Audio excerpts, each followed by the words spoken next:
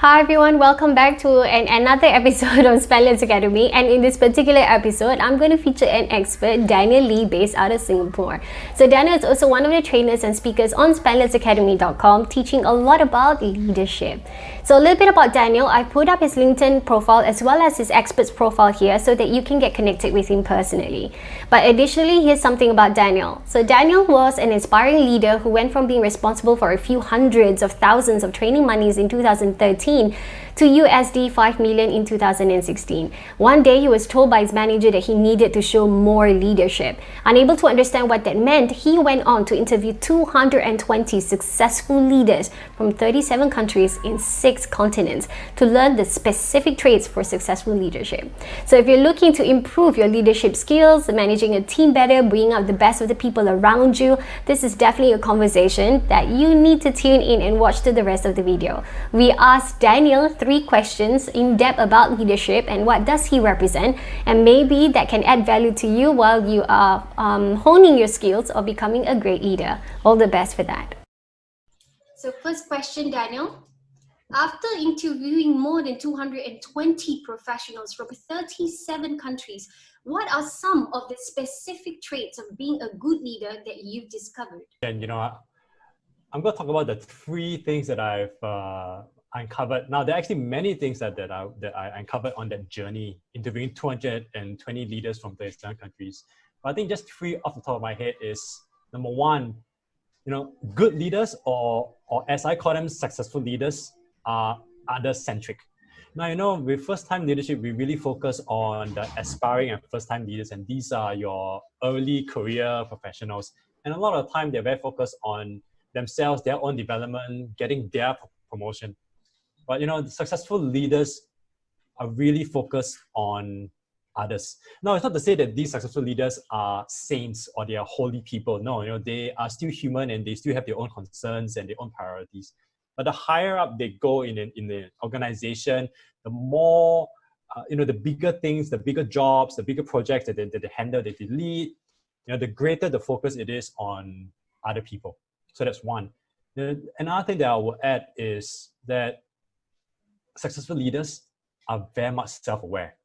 And self-awareness is in terms of their thoughts, the words that they use, the actions that they have, the behaviors that they portray.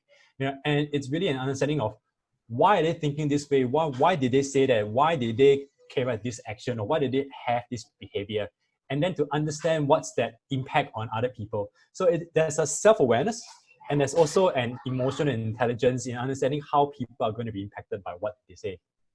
And probably the third thing that is really important for good, successful leaders is this whole idea of contribution. Many people can aspire to get that promotion, and it's really about just moving into a position of management. But when you are a leader, it's when other people recognize that you have contributed to their success.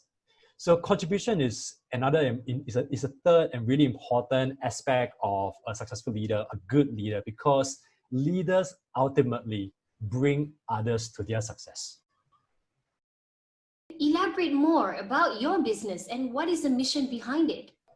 First-time leadership really started back in around 2015, 2016. Back then, I was working in corporate learning and development for a large global bank. And I was responsible for a budget of about $5 million US for 4,000 employees over 2 business units. And in most organizations, in smaller organizations, that would have been the equivalent of the HR director. So I thought I was doing pretty well for myself. I was responsible for my work. I was delivering on results, and there were no complaints from my stakeholders. And then one day, one of my managers came to me and said, "Look, Daniel, I need you to show more leadership."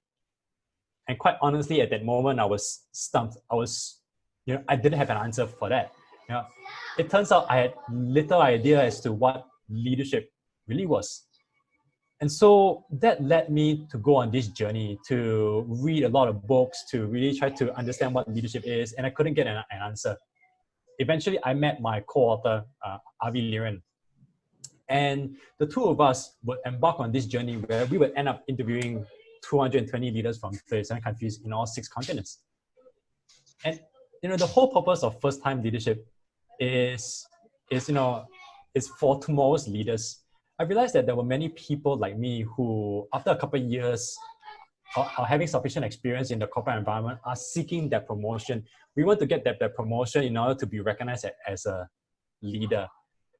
Well, after this research, I realized that you can actually lead without having a promotion. But the confusion is really around what are some of the traits of a successful leader.